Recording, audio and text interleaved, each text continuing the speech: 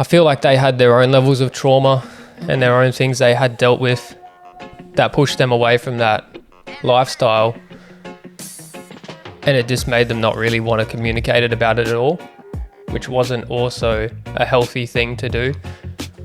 I needed guidance because I was a lost kid at a certain extent, not lost in the world, but lost in myself. Welcome to another episode of Planting Seeds with Soul. Raw conversations on transformation, truth, and finding light in the darkest places. You may not hear what you want, but you will definitely hear what you need. Alrighty, beautiful people. Welcome back to another episode, Planting Seeds with Soul. It's like these things are coming around so quick right now. It's crazy how quickly life is moving, hey? But anyway, welcome back. I have been, guys, coming across some very special people lately, and right now, next to me, I've got a brother, Mitch Egger. How are you, bro? Good, bro. Thanks for having me.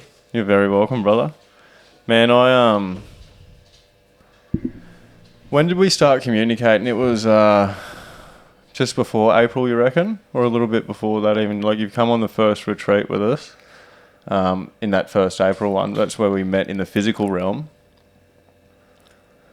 We started off on the Instagram, did we?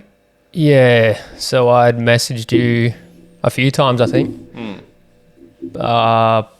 Previously in the year, possibly even before that, but I just remember reaching out to you when I was going through a few tough times.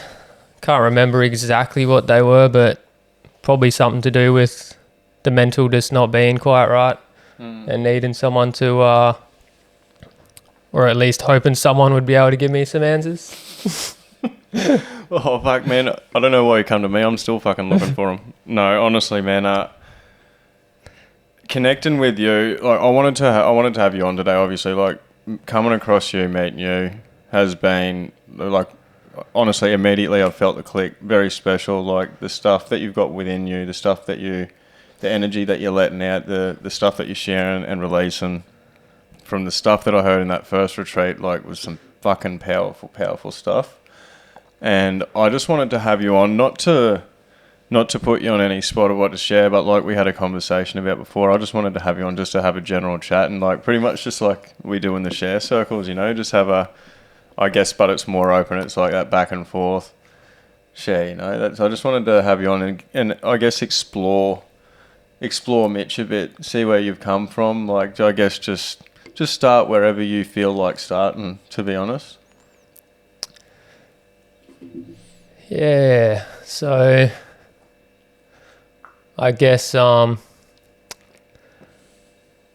best place to start would probably be, you know, how I grew up and where I came from, which was I was born in Orange, New South Wales, which is small town, or at least it was pretty small back then, and moved to Adelaide when I was in year 3. And that was a pretty big move for a young kid. And, well,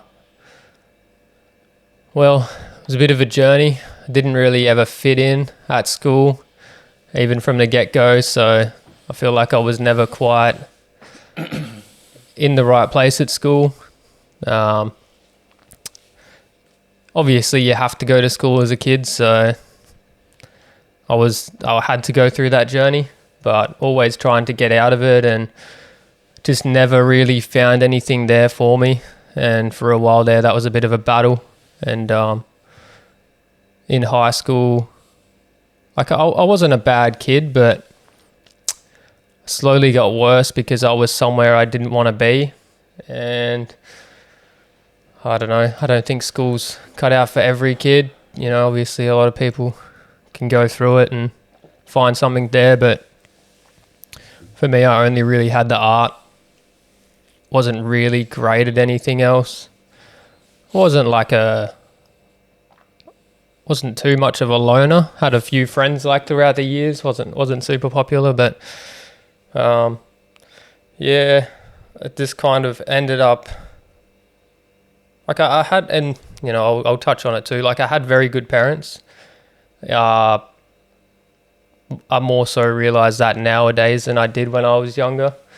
Like my parents are still together, and they're both very hard workers, and they're both just genuinely good people that mean well. But I couldn't really see that when I was younger, just being a kid. You can't really see that, I guess. Like it's not something that's of value to you when you just want to have fun and explore the world. So Yeah, I know firsthand about that one, brother. yeah. Yep. And yeah, just that not fitting in, I guess. Like I relate a lot to some people that when you don't like fit in somewhere, you're gonna fit in somewhere, but maybe that somewhere is not going to be a great place, because in school when you don't fit in, you kind of go to the people that don't fit in as well. Like, and that for me was just trying to escape, and then Just seeking something.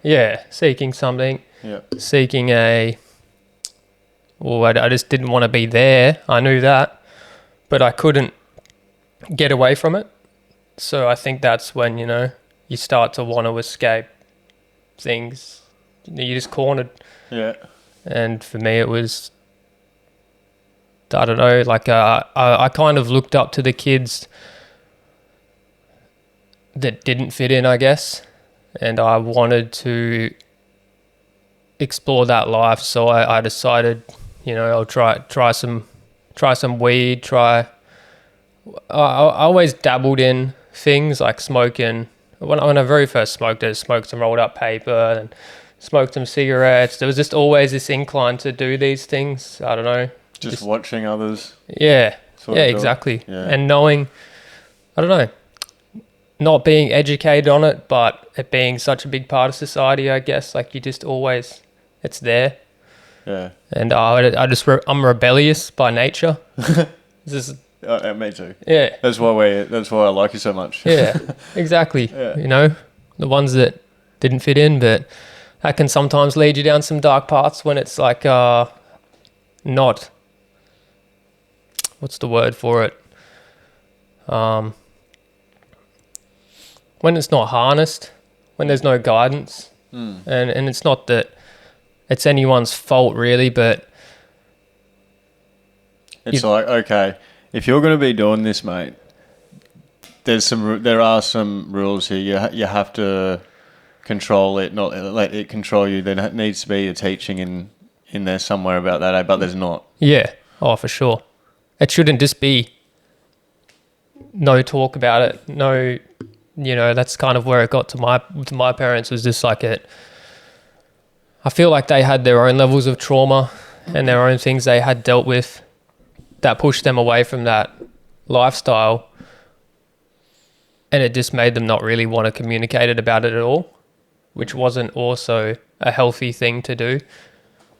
I needed guidance because I was a lost kid at a certain extent, not lost in the world, but lost in myself.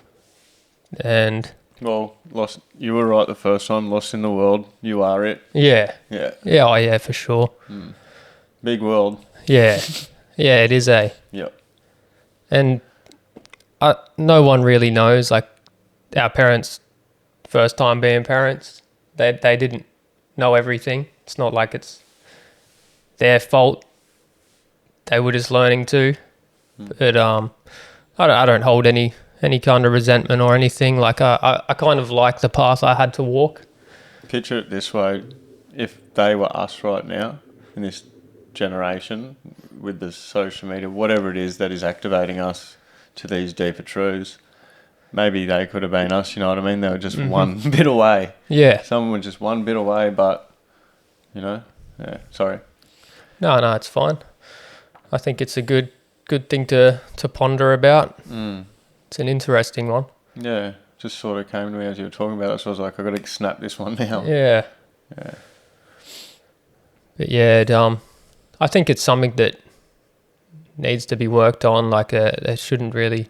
It's kind of coming more to light, like the acceptance for substances in ways. But I don't know. I'm also not an advocate for substances anymore either. So I can't say.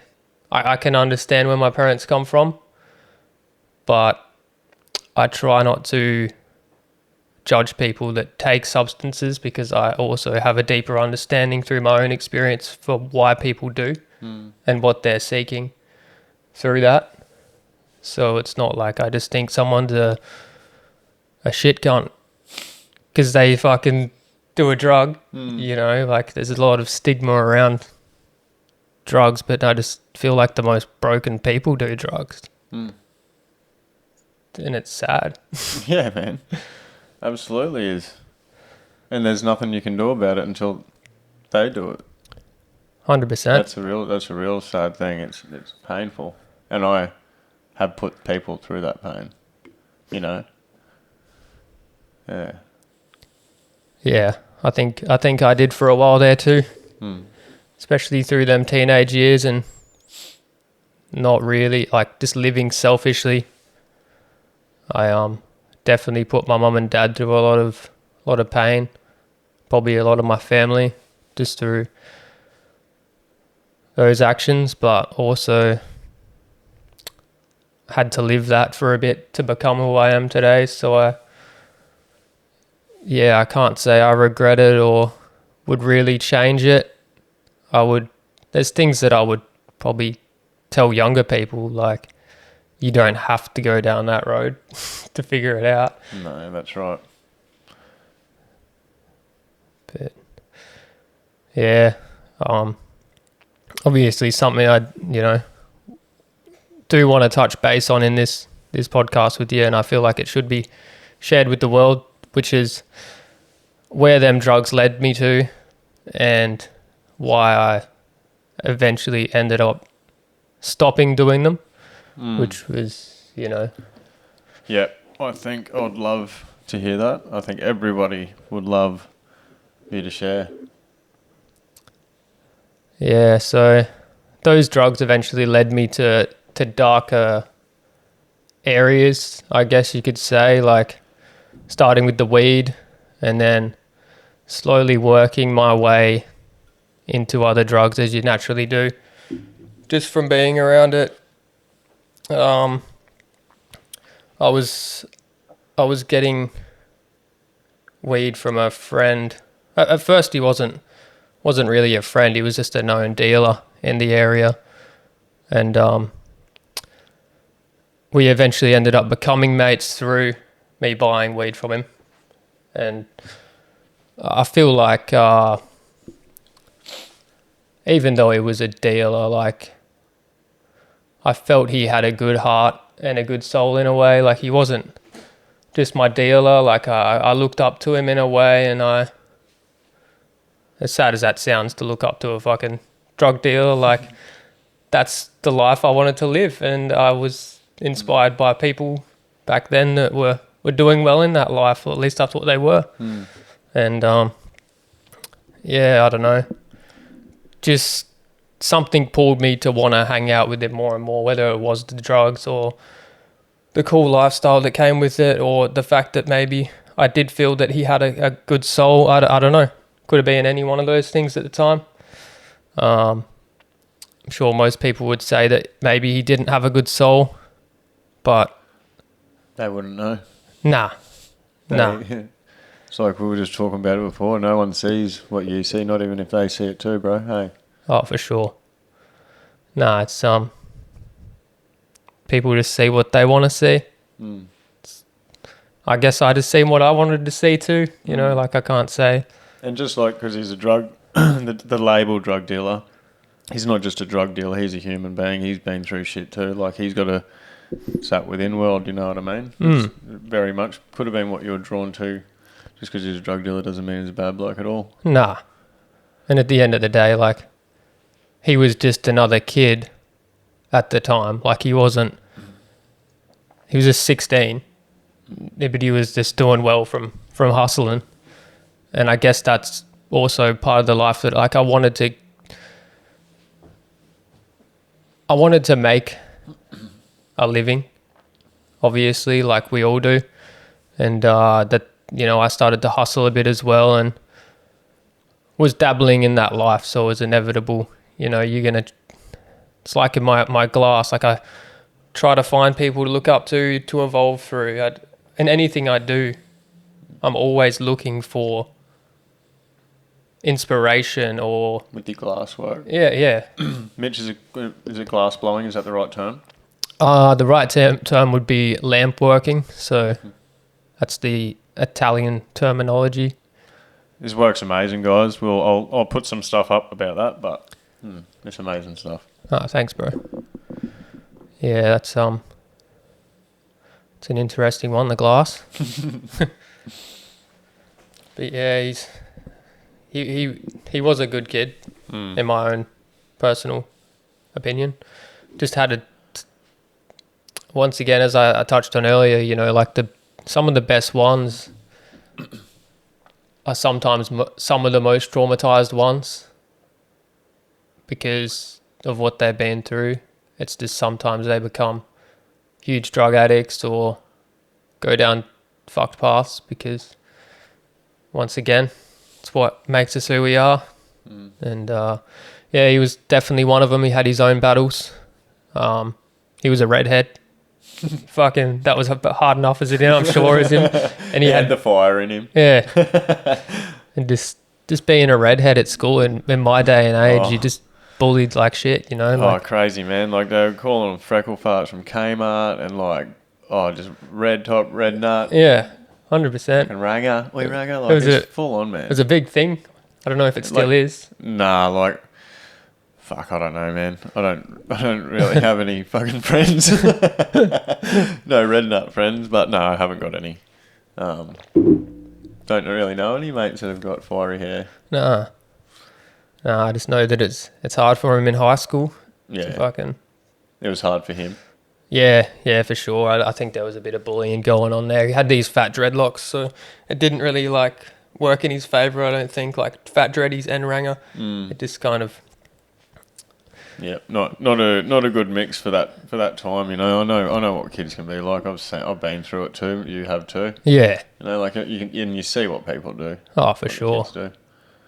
And I don't know, maybe through the drug dealing, he was seeking out a bit of validation to be that guy, to be that cool guy. Because he didn't feel like it. I don't know. I can't speak for him, but I feel like there was something there. But yeah, either way. I was probably like 15 or 16 when we first met.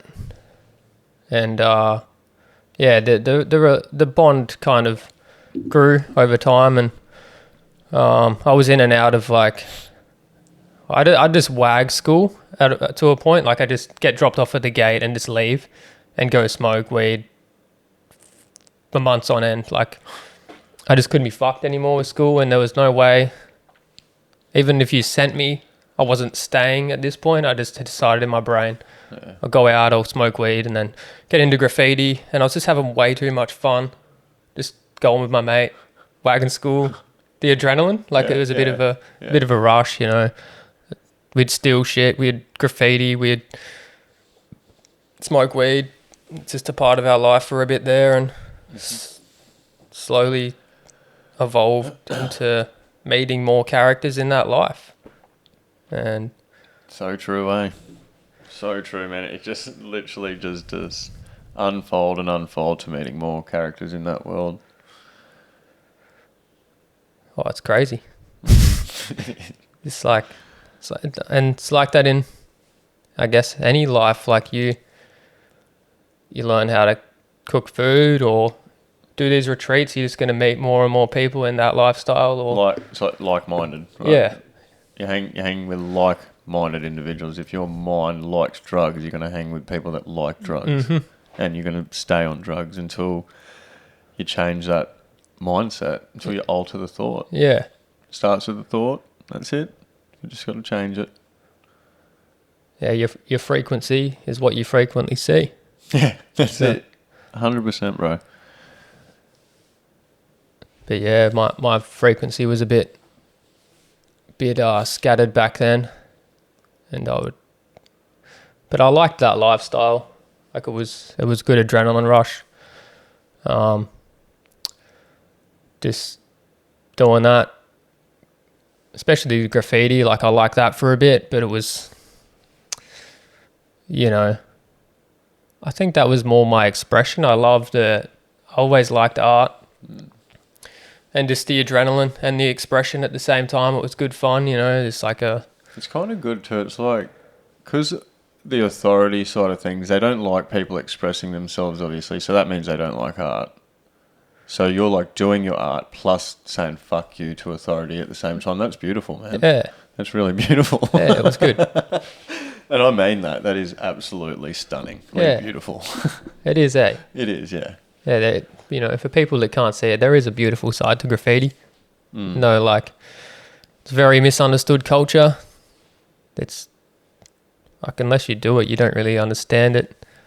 And there's a huge adrenaline rush that comes with doing that middle of the night, getting chased, not getting caught. Yeah. We used to do this same down south. I'll try and not say too much, but for fun, we used to we'd get on the payphone up at the surf club down south in this area that I used to live, and we'd call the police, and we'd be like, guys, you got to get here quick. There's like 20 kids throwing rocks on our roof. They're trying to get into our house. You got to get here quick. Full putting it on. So bad. It's so bad. I don't even know if I can say it. It's ages ago. Fuck it.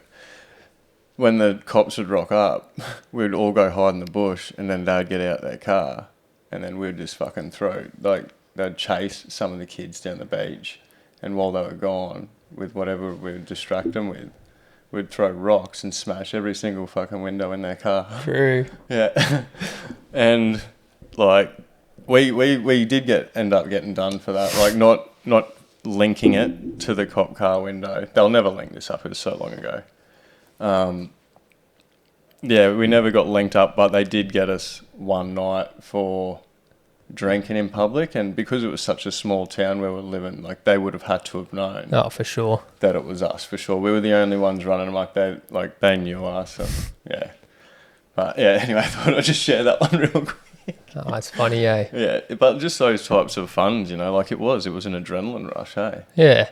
And you don't, if we thought about doing that now, these years later, you'd be like, fuck, these kids are stupid as fuck. But like, when you're in that mindset, you're not thinking about that. You're just like, those coppers touched us up one night too. One of me mates, he isn't around anymore. He passed away early this year or last year. Not too sure. I didn't really get the details from it. No one told me, which is a bit shitty. But yeah, it was me and him. He ended up passing away, and they touched us up real good. They were like, well, not real good, but they were just grabbing us by the shirt, and then they'd do the old big pushback and pull us back and just give us a crack in the chin. True. Yeah, but we were only like 16 too, so that was a bit shit. They were big coppers.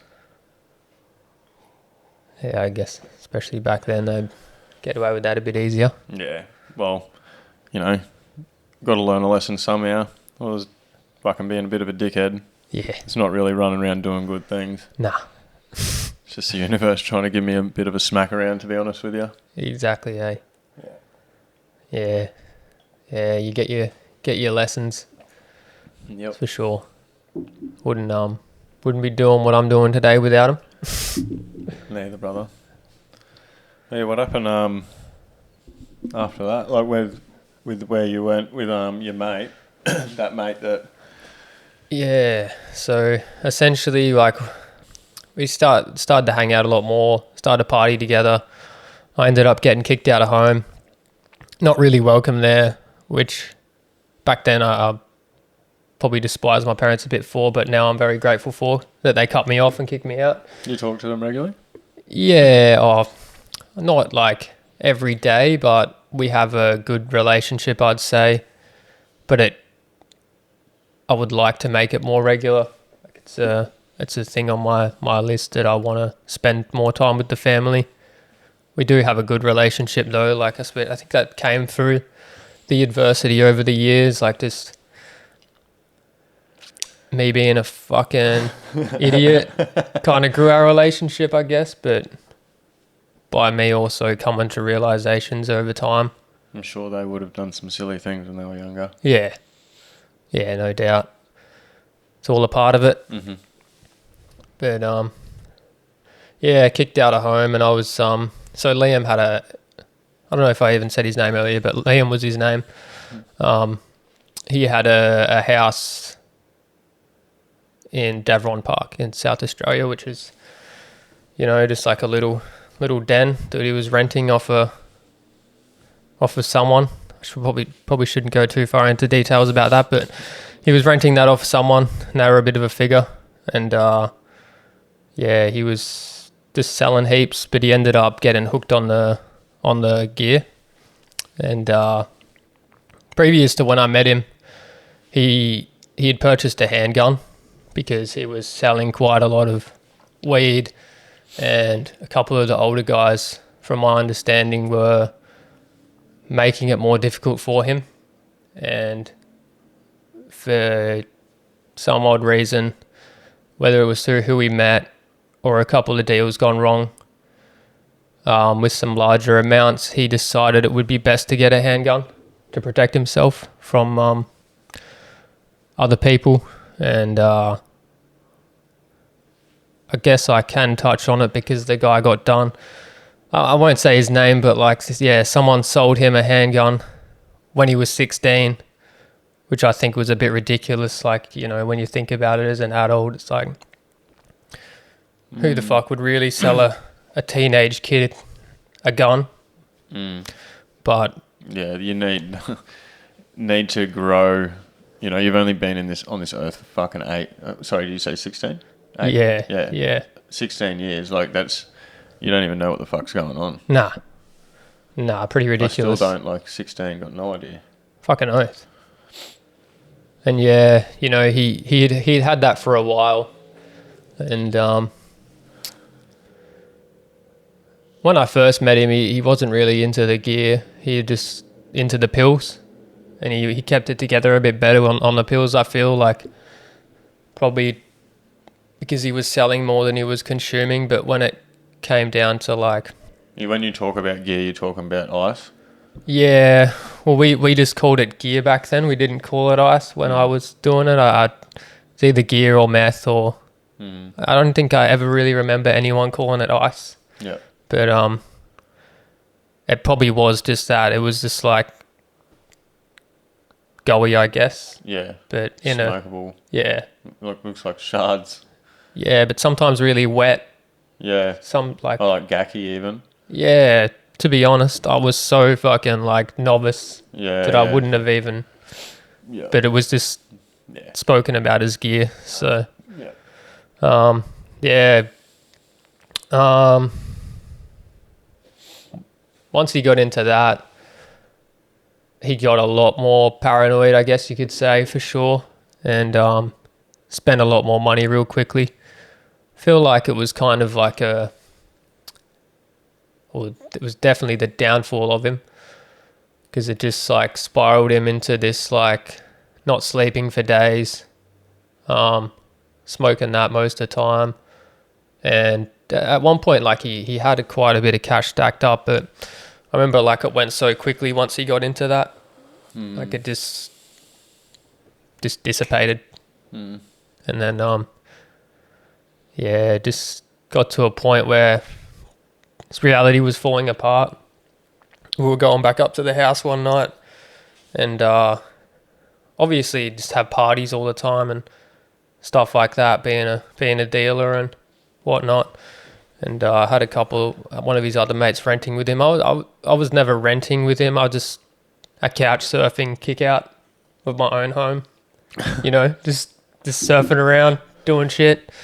And he was willing to take me in and just chill with me. And we had a bit of a brotherhood, I I know people probably just like, oh, it was probably just about the drugs, but like there was definitely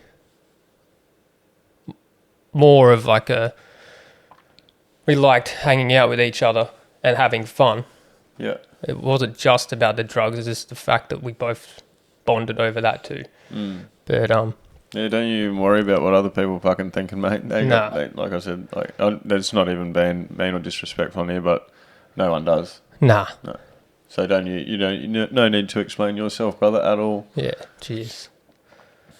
Yeah, so we were just riding back up one night, and the guy that owned the house pulled up, like because it's on a bit of a hill. We just went and got on, and we're riding back home, and just being fucking teenagers, just having a bit of a laugh and shit, but pushing our bikes up the hill because we fucked riding them. And this dude that owns the house, he just like rolls up in his car, and he's like, piss ants, like out the window. I'm like, piss ants? What the fuck? What the fuck does that mean? Like, why is he calling us piss ants? And then we get to the house, and he's like, he gets out of the car, and he's like real drunk, and he's pretty much just like, I don't know whether it was true or not, but he pretty much just said like, it's you haven't been paying your rent or whatever to Liam. It's time to get the fuck out of the house. I don't know. It was a real weird situation. There was things going on with this house that, you know, who rents a house to a kid like that knows what he does. And then there was parts of the house we couldn't go to, like the back shed. There was a dog in the backyard. It's a Roddy, like a mad, crazy Roddy. The neighbour comes over and feeds it, and like we can't go out in the back shed for some reason. There's a room in the house that's locked. You can't go in there. Just weird parts about this setup that it's like, it's in that room, what's in that shed? You want to know, eh? Yeah, but we never found out. But I have a feeling there might have been a bit of a setup for something that the time came that was ready to be finished or whatnot. And I don't know, it was a fucking drug addict. I was just making shit up in my head, but it seemed to make sense. It was like, this is fucking bit weird. Yeah. But could be fucking anything. Yeah, could have been nothing. Could have just been an empty shed. But no one locks a room like that though. Nah. You know what I mean? 100%. Yeah. Especially the people that he was renting it from. Yeah. Like, there had to be something going on. It's like the cat in the box theory though. Was I talking to you about that today? Oh, I'm not too sure. Yeah. The cat in the box theory is you shove a cat in a shoebox. This is a different way of explaining it too, just a quicker one. With a bowl of milk, you shut the lid of the shoebox, you leave it there.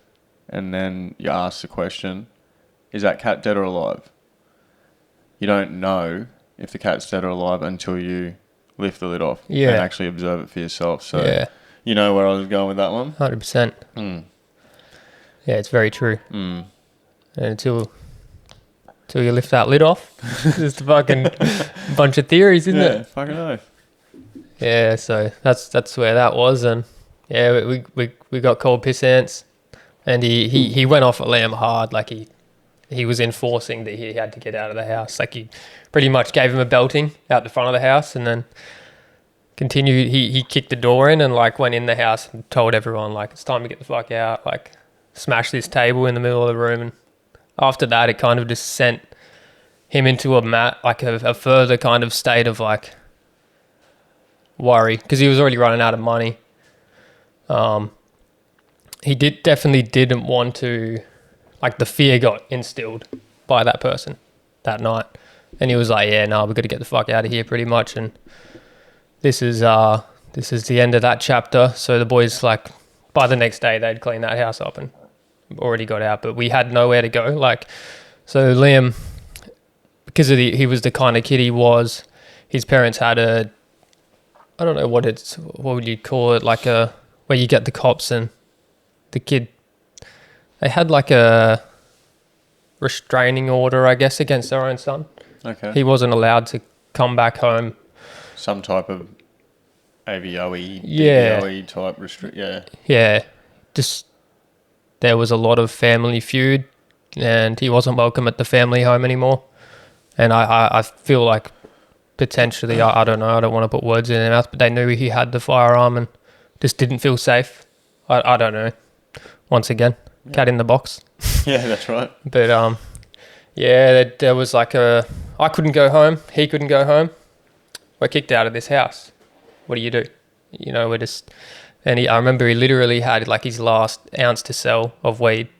And that was it. Going from all this money, buying these Jordans, buying these bikes, buying these things, to just... The fucking safe's empty. Gonskis, Gonskis. Just all Gonskis to that substance and that life. So it's literally smoke, eh? Or is it fucking bigger than that pick at that point? No, it was pretty much that. Just the lifestyle that came along with that, the partying, the getting on that, and just not keeping the other side of things running, and just losing the ball like he just let it fumble, and then it all kind of boiled down to that, and we just ended up kicked out of that place. And it was I think it was 2 days before New Year's this happened, so we were both kind of just like, well, where do we go now? And some of our other friends, like I'll try not to name as many people as I can in this, because I just... If you do, you just let me know, and by accident, just let me know. I can sort that out on my end. To like the main people, I will name, but everyone else, I kind of just for their own sake, just leave out of it, because I just feel like it's better that way for now. But it's not really necessary. But so there was this other house we could go to, which I'd previously spent a lot of time at. A couple of our friends had parents that were kind of in that lifestyle and allowed people to come and hang out, do drugs, whatever it might be, and just kind of free range. And they both got on it. You know, a lot of people despise them for doing that, which in a way it wasn't right, but they at least had a space for us to do it. I don't know if that makes it any better or not, but... Well, safety. Yeah. Safety. Yeah, there was a level of safety, I guess. But they were just as lost as any of us kids, you know, just... It's obvious to me now. Wasn't back then, you know, you're thinking adult's an adult and a kid's a kid and whatnot. Still kids. Yeah. But, I didn't make it much better, but we ended up going down there, and... You know, that was one of the safe places. So we went down there and spent a day or two down there before New Year's, and then on New Year's there was a big party there. As there's always just parties there, you know what I mean? It was the drug house, obviously. Yeah, it's next door to my mum and dad's joint. It used to be called Penga Palace. Yeah, true. It used to be like the place in Palm Beach to go and, you know, party and shit. I actually never went. I wasn't in the area then. I was down south at that point. But yeah, Penga Palace, that was a party den. Yeah. A drug den. Sounds like it. The trap house. The name for it, eh? Yeah. Yeah. Yeah, I'm sure there's a few of the Penga Palaces around. Yeah, oh man. There is so many people. There's the people that you know that are on it that are happy to call them, you know, not hide it. And then you've got the closet ones. Yeah. The people that really surprise you when you do find out, and you always end up finding out because, you know, you can't keep doing that shit, and, you know, you end up coming unstuck at some point. Hey. Yep. How long can you keep up the charade? Yeah, so some of them go for a long time, but it always gets to a point or points. You know, I had many points before I reached the big point of transformation. Yeah. For a long time. Yeah, for sure, I think people are pretty strong-minded until something happens that really rocks your world. Maybe it doesn't need to take big things for some people. Maybe it does, but, you know, I think it comes around eventually. I think the universe, you know, will always conspire to put things in your path. Like if you need help, it's gonna help you out in a pretty violent way eventually. Yeah. Oh, for sure. Like very violent. Yeah, I think it starts off with some little taps. Yeah. You know, like then it's like maybe a slap on the back, and then it's like, not going to learn this time. Might need to just fall on your face and, you know, break a bone. That's it, man. Well, I'm going to chuck you into, you've got into this psychosis. We're going to get you experiencing a deep world of psychosis, and then, being held in a mental ward for some time. Like that was a good old nudge, but even that still wasn't enough. Yeah. It had to get darker than that even. Like, it was already fucking dark. I'm like, how fucking much darker can it get? Somebody send me a light. Hey. This is a fucking head torch or a matchstick or fucking something. No, I ended up finding it. It was always there, bro. Fucking oath. It was always there. Just fucking hiding under some clouds. That's it. It's true. Or not under, above. I don't even know which way to put it now. Anyway. You just had to wait for that storm to pass and fucking... That's it, man. It always does. And then you got to be honest with yourself. It comes back too. Oh, it does. Like you got to expect more storms if you got to realize that and not anticipate it, not let it fuck your present moment up, but just understand life is up and down. We wouldn't know what a high moment is without a low moment, good moment, bad moment. That comparison. Just like dark and light, we wouldn't know what pitch black is without that shedding of light. Nah. Got to have it. Yeah, it's true. It's all a part of it. Mm-hmm. The more we try to avoid that darkness with trying to constantly stay in that high place, I think we lose a lot of the journey. But, as you said, you got to learn it first. Sometimes some of us have to learn pretty fucking heavily. That's it though. But we got to go. There's got to be people that go down these paths. It's something that I'm always gonna say. I'm always gonna press on. People are so, I know I was so down on myself. I hated myself that much when I was in the drugs. I was hurting so many people. I just wanted to fucking die. But I was involved in an apprenticeship that I wasn't aware that I ever signed up for. I was going through this school that allows me to help people out that are going through similar types of hardships, presently. And like that's a beautiful gift, and the people that I am helping help themselves, and that you are, Mitch Curry from today and many, many others out there, helping them enables that individual to then pay that forward. Just paying it forward to help the collective get better, to transform, to heal, whatever word you want to put it, eh? 100%. I guess there's got to be people on the front line that are, I don't know, I feel like that's why, that was your ultimate purpose in a way, is you had to go through that to become the person you needed to be to... I didn't know I was heading down this... I didn't know I was heading this way. No way, eh? Had no vision of that. And back then you probably thought there was... Especially in the darker times, people were like, what's the point of this? But now you realise on the other side, you're like, oh, there was a point, and there is a bigger picture to life. Whereas when you're in it, you're just like... Like and like I think that's important for people to know too, bro. Like, you got to understand, if anyone's listening out there that is going through this type of addiction and you are fucking so sick of it, think about the other people that are going through it. Like, we actually need more help. To be honest, like if you wanna know your power, it's fucking like it's in the lessons that you're learning now, and like, don't give up. The last thing you want to do is give up that fucking special gift that you're about to give to the world. Like, don't be silly. Nah, 100%. Yeah, all I would say is like definitely at least rethink it. Hey. Oh, for sure.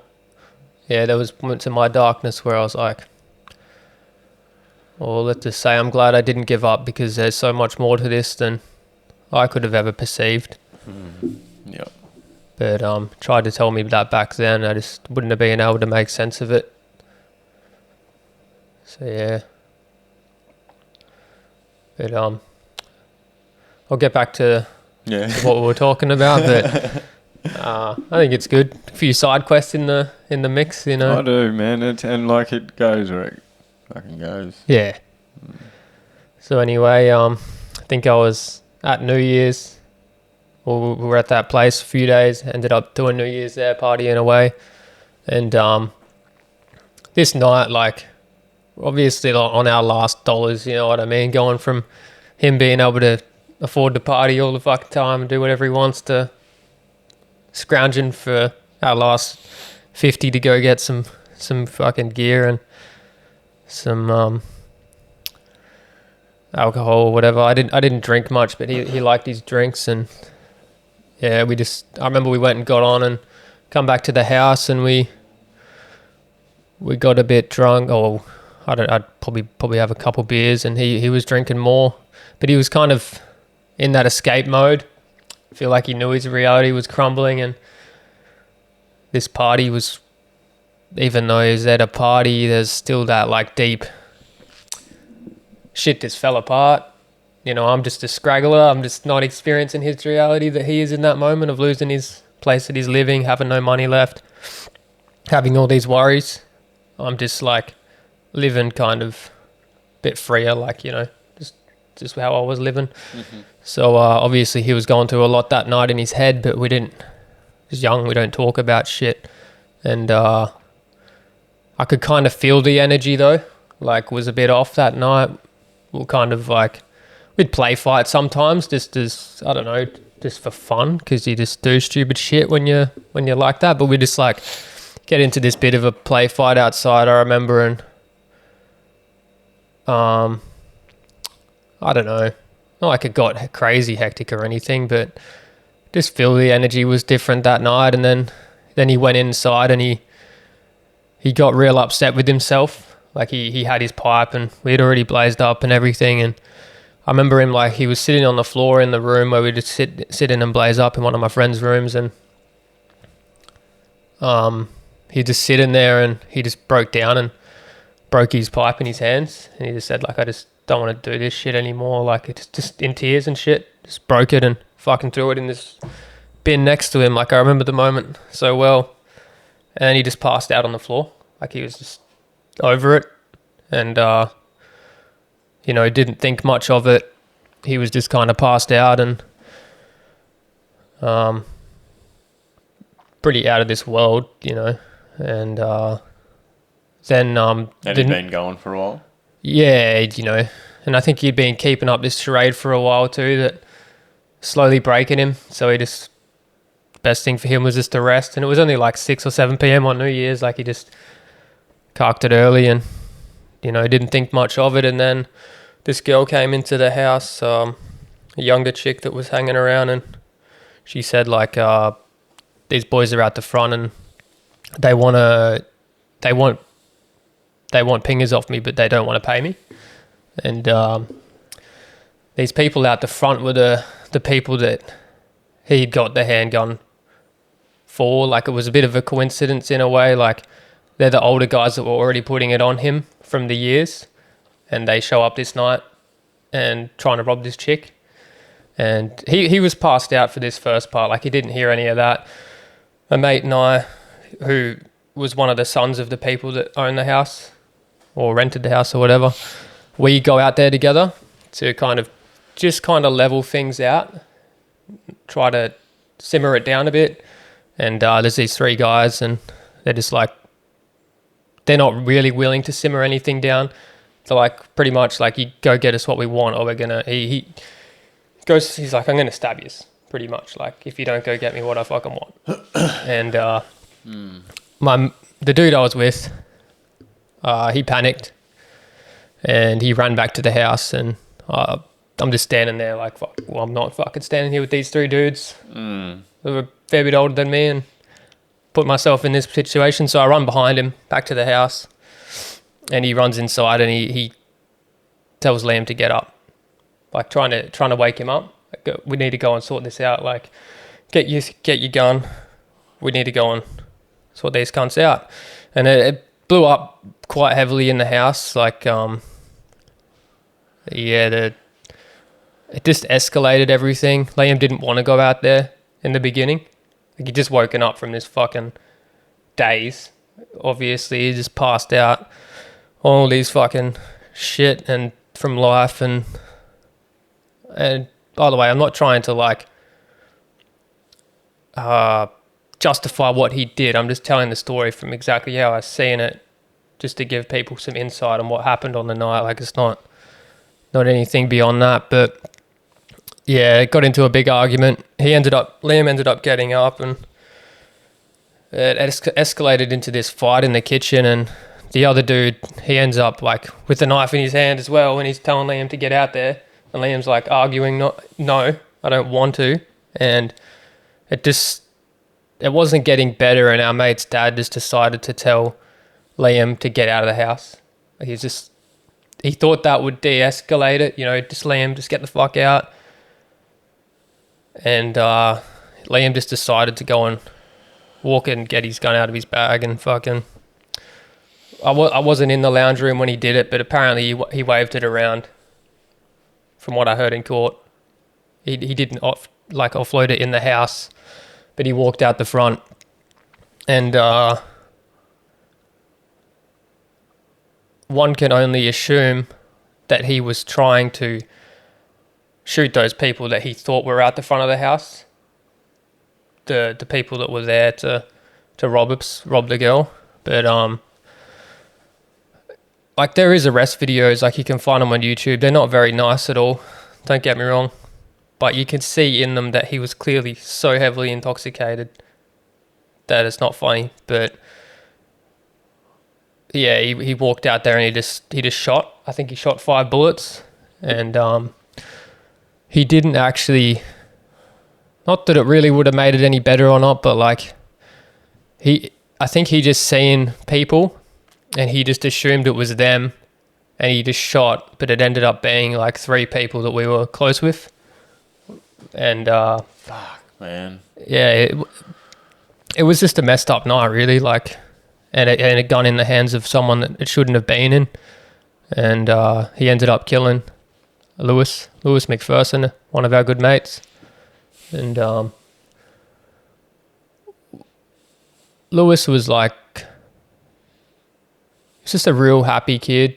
Back when I was growing up, there was like Metros and Daros, and that's kind of like the 2 areas you sat in. And like, even though like Lewis and his group of mates, they were kind of like more on the Metro side of things, like just still at home with their parents, still vibing, still living life. Like we were kind of Daro, just like living on the streets, fucking in the Nike and the get-ups and the bum bags, but we vibed. They'd come to parties and get, smoke up at least, have a bit of weed. Like, there was a bit of a vibe. Or I have absolutely no doubt that some of the boys would have smoked a bit of Yandy that they got off Liam, or it was still they probably didn't want to show it as much as we did. We were just rebellious as, and we were just like, yeah, fuck it. But, they still had a family structure and had it good at home, so they didn't want to ruin that, obviously. So they just kept it a bit more on the down low, and I got no hatred towards that. I thought they were still real good dudes, and they were all real lovely hearted people, but just in the wrong place in the wrong time at that night. And I don't know whether they were coming to the house that we were at, but they were just walking up that street on New Year's, and either they were going to another party up the road, or they were coming to see and drop in and see what we're up to. Fuck, man, that is insane. It is just like one of your friends, your friend, and your friend, all friends. What happened with your other mates? Like, they got shot. How many did you say? 3. Bullets hit 3 of them? No, only one got hit with the bullet. So I think he offloaded 5 bullets. A couple of them went into a fence. A couple of them just went astray. And I don't know where Lewis was standing, but it hit him directly in the middle of the chest, I believe. And like, it was just in a spot where, it wasn't a good spot to get hit. And unfortunately, like, that one bullet that did land did kill him. And definitely shook my reality and a lot of people's realities. And I feel like that was the inevitable big shift. Don't get me wrong, I could have gone either way. I could have fucking continued being a drug addict and use that as an excuse of why I was all fucked up. Or I could... it was hard for me because I was right in the middle. Like I was good friends with Liam, but I was also good friends with the others. Like I was mates with everyone, you know what I mean? I didn't want to pick sides in this fucked up situation, and a lot of people did, which was fair. They hated him for what he did. Yeah. I understand.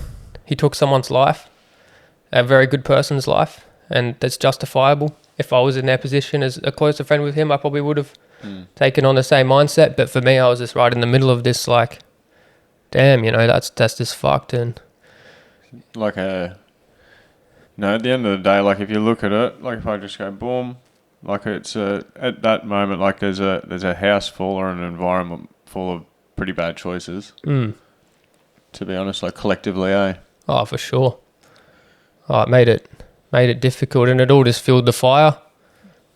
And unfortunately, it ended in that. And you know, after that, it kind of took me years, like, and a bit of a like it. That night, flight or fight mode kicked in. It was just for us. It was just run. Like, get out of there. Like, that's just literally what we did. We just ran because we were like, fuck, we're all going to get, like, the things that go through you. As you would in a thing like you're so young, it's like, that's pretty extreme. Like, there's cops and everything coming. Yeah, oh, for sure. Like, you just, it's on, like, it's happening, for sure.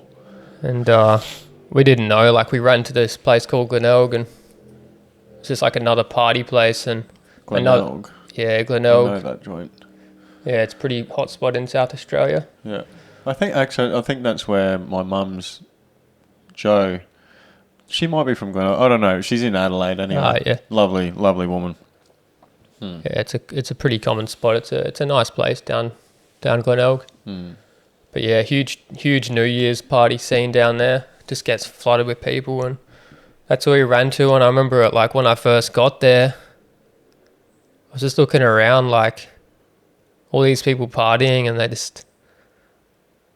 just wanted to like talk about what just happened, but I couldn't, because like it's like, who do I even talk to? Like, all these people just don't even understand where I just came from, like what I just went through. And we just went to this other party house that we know of, and we didn't even know who got shot or what happened until later in that night. So we kind of just found that out on social media, I'm pretty sure.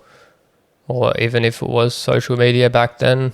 When the information arrived, when it, you know, popped up in your reality, what was the situation there?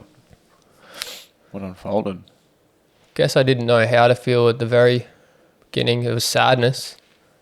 It's just like, fuck, like, yeah, a lot of sadness, I remember, in the house that night. And a lot of just, I guess, not knowing how to react. We didn't really know how to deal with things back then. So yeah, there was a lot of loss, and it just blew the whole friendship group apart, I guess, because someone just got murdered. You know, you just can't really go back from that.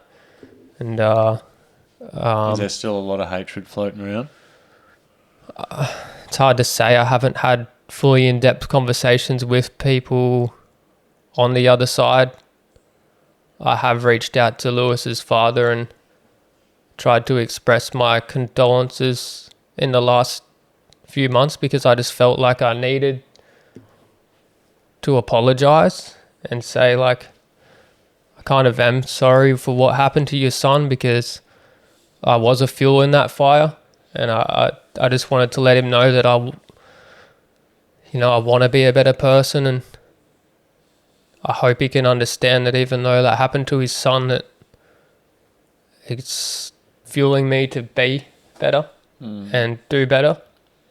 And at least, hopefully, that's something that can make him feel a bit better about it. Even though I don't know if, you can feel better about that, but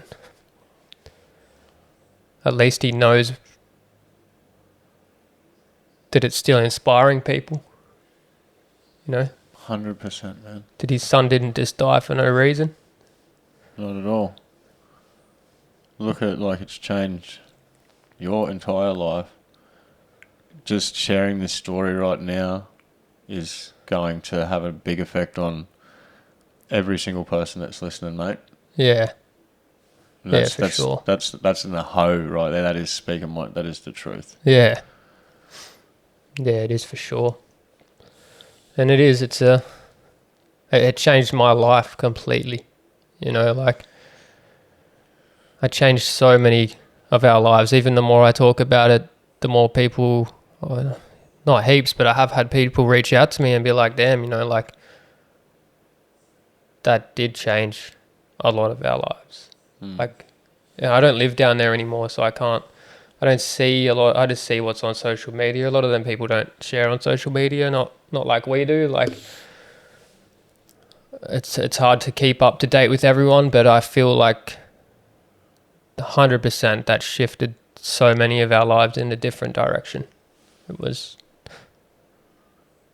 yeah. Are you kind of stuck in the middle? Do you feel like, or did you feel stuck in the middle with it, with the two sort of groups, or people going their separate ways? Yeah, I obviously felt a level of guilt for a while there, and I felt a bit,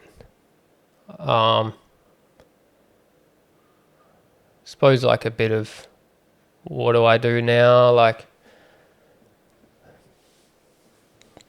there was a lot of different emotions over the years. At first, I just wanted to hide away from it. Thankfully, my parents took me back in. Like when it first happened, I can't remember how I explained it to them or whatever, but yeah, they took me back in and were like, well, you know, now you need to try and get your life back together. But I just don't think not that there was probably help that was going to help me, but no one really, I think, took the time to understand not just what happened to me, but as what happened to all of us at that age, which was a huge traumatic event, and there wasn't really any help offered at all. It just was like, you know, this happened. You're a fuck up anyway, so now it's time to get your life together, and you're just gonna have to do what that takes, I guess. And there's no one that can really. I didn't know how to ask for help anyway. You know what I mean? Like I was still a drug addict after that for years and years. A substance user, sorry, but like that fell off over time. Like I struggled though, but the big reality, especially, was when the detectives come around. You know, I just thought, hopefully, I just get forgotten about. Yeah. You know, I just I would have been the same. Don't want to deal with that. And no, unfortunately, you know, had to go to court for a few years. It was a bit of a drawn out process, and I think that made it a bit more difficult. And then there was always the like, what repercussions am I going to get for being close to this person that did this? With the handgun they got of someone that was like, there was a lot of anxiety and paranoia in me. Maybe some of it was justified, maybe it wasn't, but there was just so much that held me in my head back then. Like I'd gone through all this shit. I didn't know how to talk about it, and now I'm trying to live a normal life.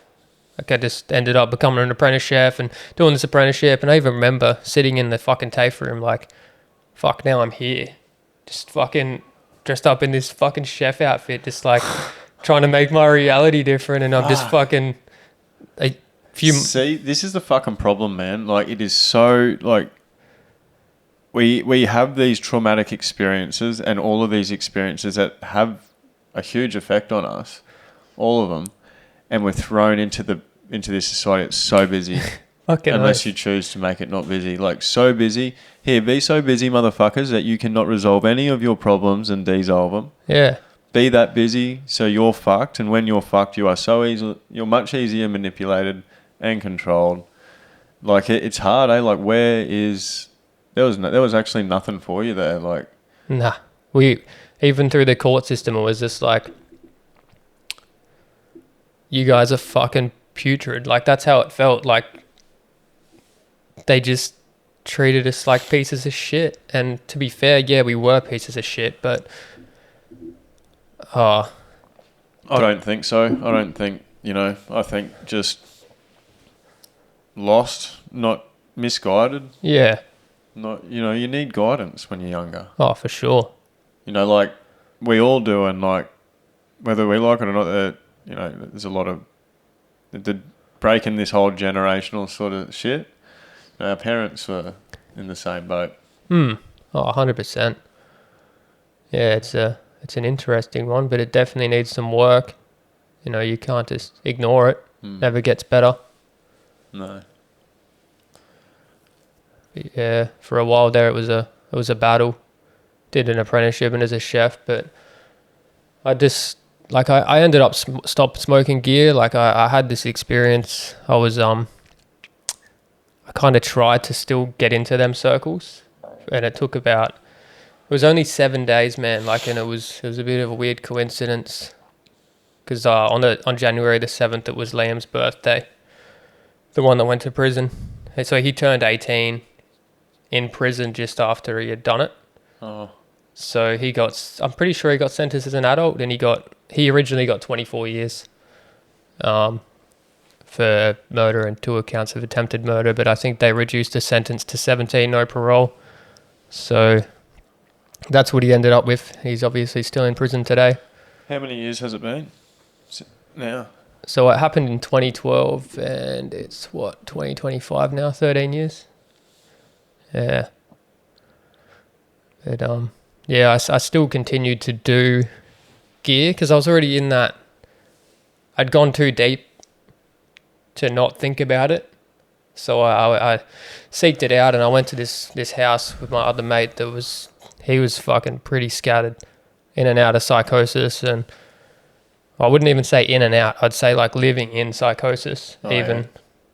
He just was fried pretty much. But once again, I don't think he was a bad person. Just fried himself, and I decided good idea to go and hang out with him in his house. And his dad was on it. He had this younger girlfriend. She was probably like at least half his age, like in her 20s. She was on it, and all 3 of his sons, all on it in this one house. And it's a nice house, like in a good area up near where my parents lived and stuff. And that's why it was convenient for me. Just down the road, around the corner, could slip away. And I thought it was like a good one. And yeah, I did that for like a couple days, and then I went there, and they're just sitting around, kind of like a table like this, just a dining table, and they had this 2-year-old kid. She's just sitting on the table, and they're just all blazing up gear around her. And I'm just like, yeah. And there's the 3 kids and the mum and the dad, and then this kid on the table, and it's kind of sad that's what it took for me, but like I just realized how fucking messed up it was in that moment, and I never smoked it again since then. Like I just kind of made a vow to myself, and I was like, nah, this ain't right. And yeah, it took me years though, because I kind of just put that drug in the no-go zone, especially smoking it. Non-negotiable. Yeah. No doing it anymore.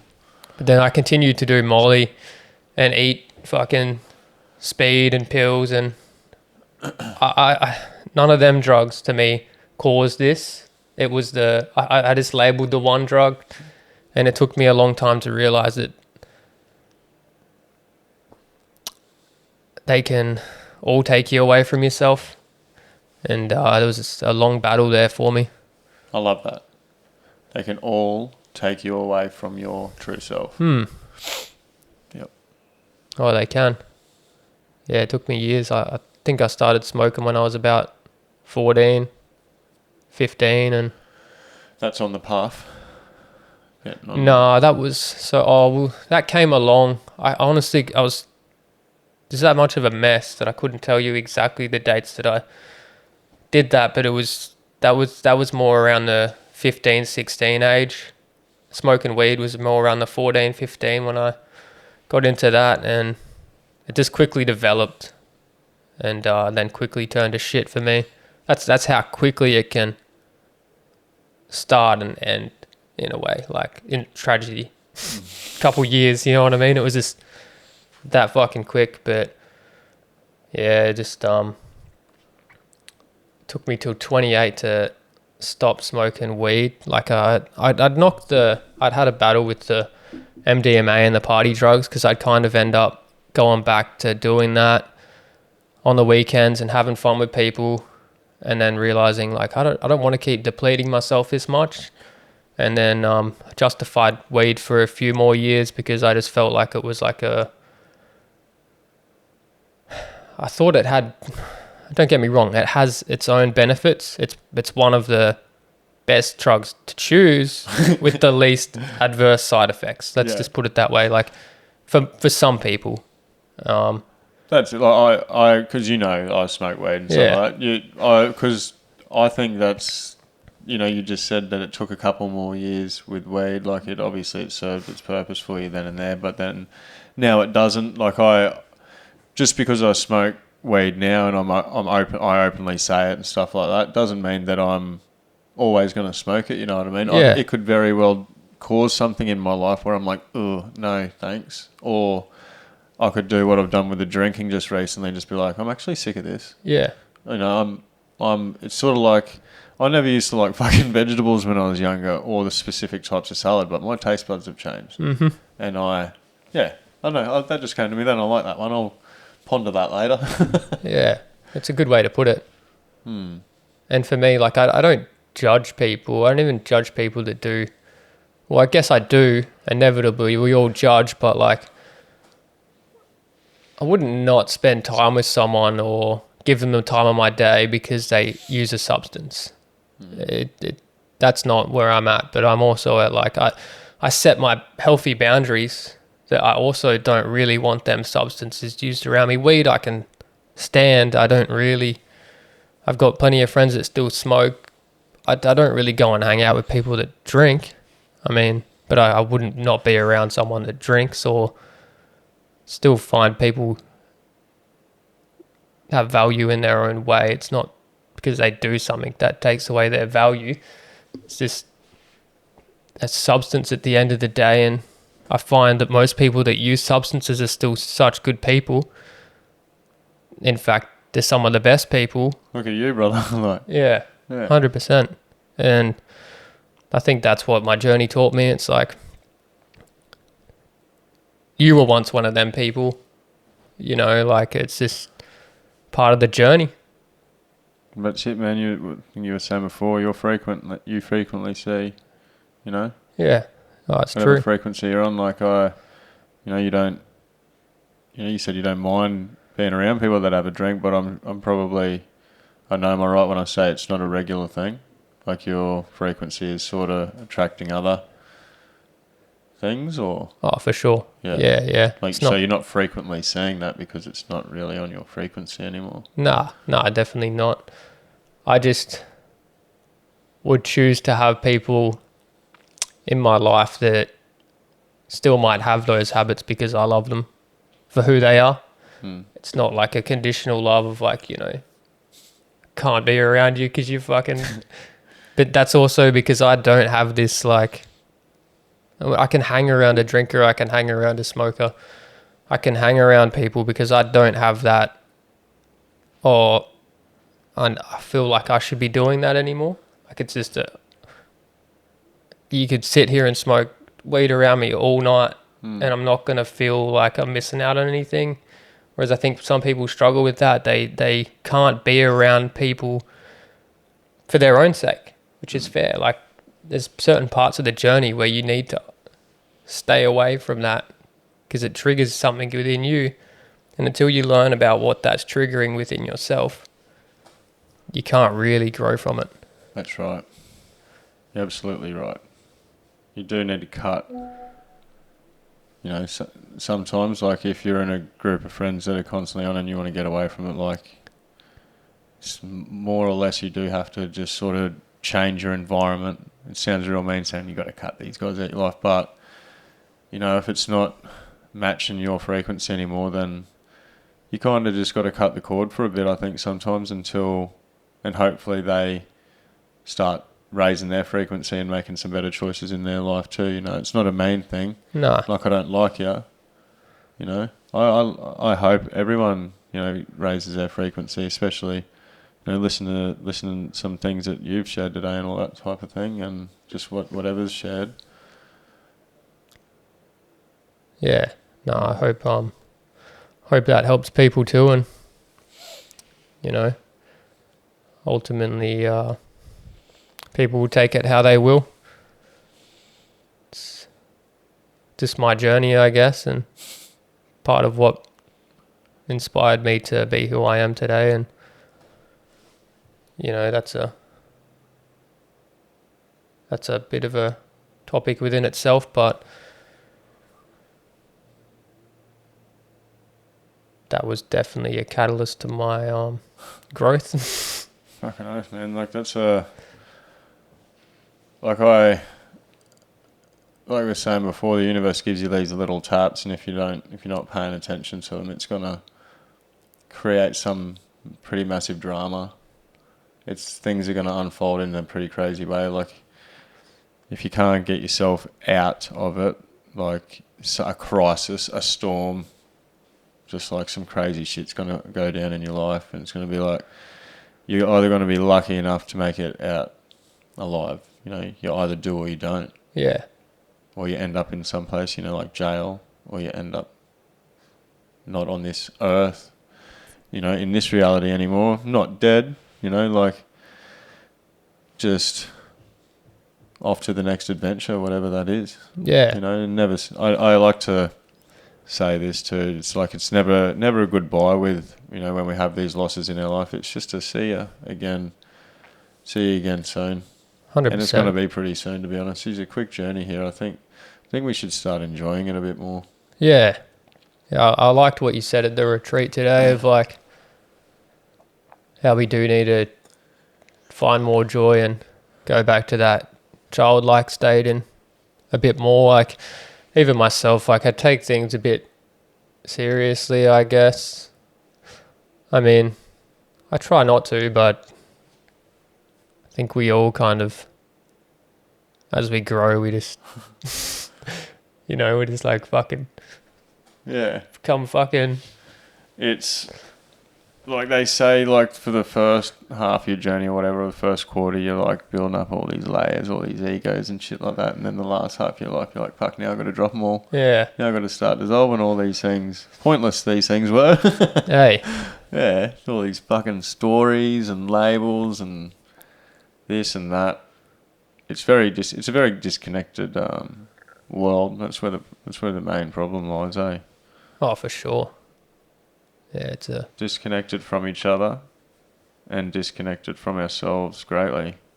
But, you know, it is changing too. It's quite clear. Like, got you sitting next to me right now, and, you know, we've done 2 retreats together. That's, like, fuck, just from this chat, from all of our chats, like, this is exactly why I wanted to have you on and to have you share. This is only just the tiniest, you know, it's a massive part. But this is like, you know, an hour plus long conversation. Yeah. There's so much more that has happened in life. Oh, for sure. It's crazy. You have got a gift, but man, you have got a special gift to give in heaps of areas. Yeah. Likewise to you, bro. I think it's pretty obvious. I think even at the two retreats that I've attended, I've seen that you and Mitch and everyone that kind of puts power into that space, like your mother, Tonksy even, like yeah, the spiritual, spiritual Eshe is. Yeah, you fucking oath. Fucking love him, man. And his mate Ryan that come today, I'm so glad that he got what he needed out of it. He had a massive journey. Yeah. You know, like what obviously you guys were all having your own journeys, so you weren't seeing what I was seeing, but he went deep. He got to the other side. Yep. He was having a good old psychedelic experience without the psychedelics. The breath work got him there. Mitch is an amazing breathwork coach, and we did it. Fucking the conditions were good then, but we had like a million fucking leeches to fucking have a go at this, guys. Actually, these are my pants from today. This is from me driving home.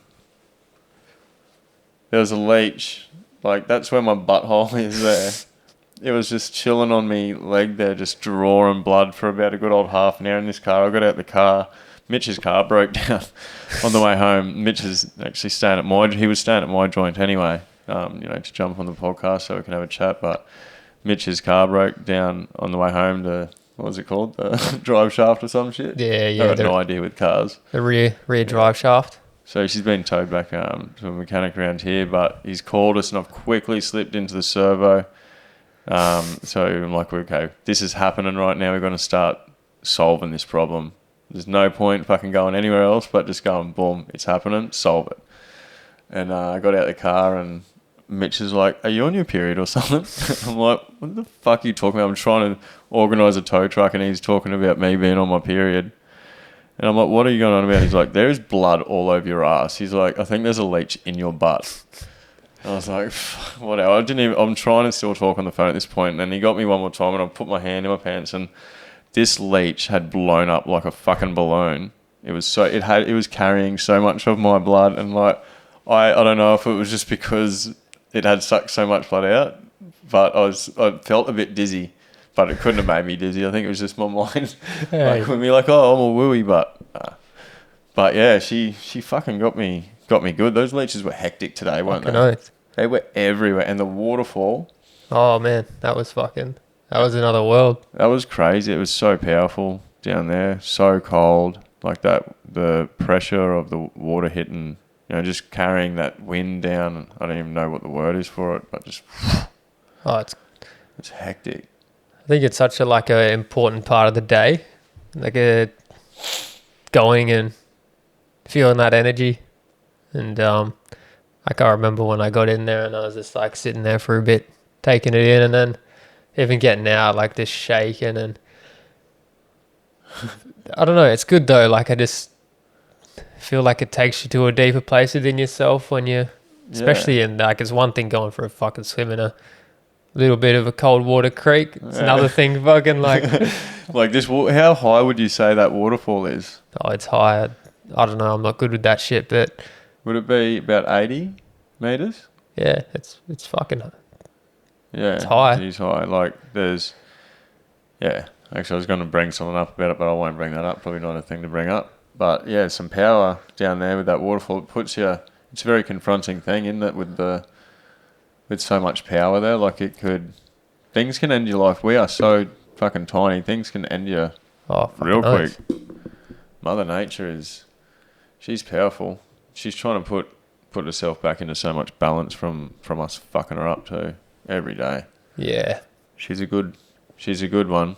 Always giving, never asking for anything in return, and we just take and keep fucking her up, ripping her guts out. Doing the wrong thing, but hopefully we start learning.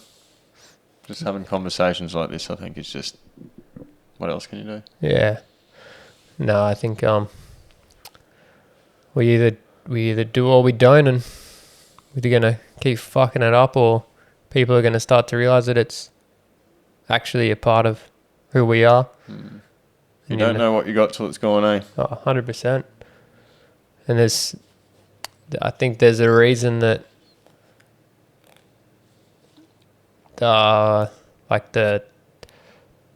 it's one thing you guys holding space for people, but it's another thing that place itself holds. That's what I mean, man. Like it is. I'd love to be like, I am a magician. I am a very powerful person. I can, I do all this work, but truth is, like, it's just, I just believe in myself. I've been through some pretty dark places, and I believe in Mitch. I believe in you. I believe in everyone co-creating that day, and that is a direct link to nature too. I'm not missing out nature. That is a part of the co-creation of the day. Yeah. Just everything, every element, everything of the day. The leeches. Mate, even the leeches, they're a part of it. they're a part of it. The rain in the morning was a part of it. You know, learning that, you know, we can plan things in life in a present moment that we want to go do. You know, intentions are set to get, you know, a group of people together to get them onto a next step, to help them transform, heal, grow, change from whatever. You know, so I don't really know where I was sort of leading with that one. On that, I'm burning the candle right now. I've been up since, what was it? 2 this morning. I need to go for a run, but yeah, just things we can't control, like the rain this morning, the leeches. You can't even control. Like, I had no idea if the rain had, like, they'd closed Minion Falls. Sometimes it gets closed down for slips and... True. No, you know, like, you can plan as best as you can in the present moment. But unfortunately, things can go down that are... anything can go down that's out of your control, but... Hey. You know... You can be driving along the highway and your drive shaft snaps. No. Yeah, no, that's actually true. And then, you know, we were talking about it before, like, this tow truck driver we called, he was actually on his way back from casino. So he's like, I've got to go past the car and pick one up anyway. He already had one on the back, so he's putting Mitch's on the back. I'm like, so your misfortune is now this guy's fortune. Like, the universe has conspired for this guy to have a win and for Mitch to have a loss on this day. You know, it's just a loss in a moment, and just another curveball that you have to solve. You know, but we do it together here. That's the thing. Like, I think we've got to start building that connection back with each other, back with ourselves, because that's where home is. And once we build that connection back with ourselves, you know, or start at least, then we can start to connect with others more, you know. Love yourself, love others. 100%. Hate yourself, hate others. It's all no, you can choose whatever you guys want, sort of thing. Fucking oath. Yeah, I can't do anything about the choice there. That's, yeah. Yeah, it's very true. But man, I think that camera's probably, I don't know if it's gone dead, but it's probably about to, which doesn't matter, it captures the audio. But is there anything you'd like to say? Like, where do people find you? I'll chuck your Insta up if that's okay. I'll chuck anything up you want. Just give us what people can find you on.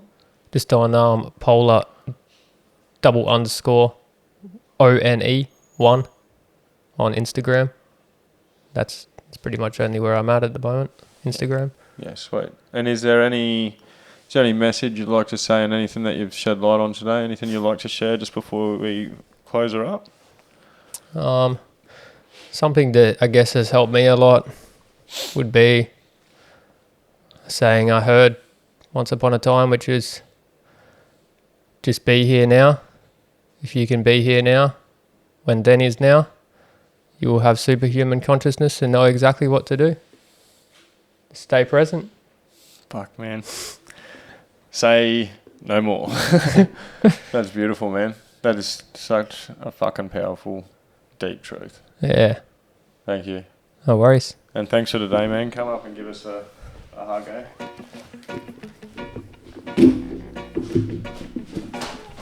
Thank you, brother. Thank you, man. Thank you too.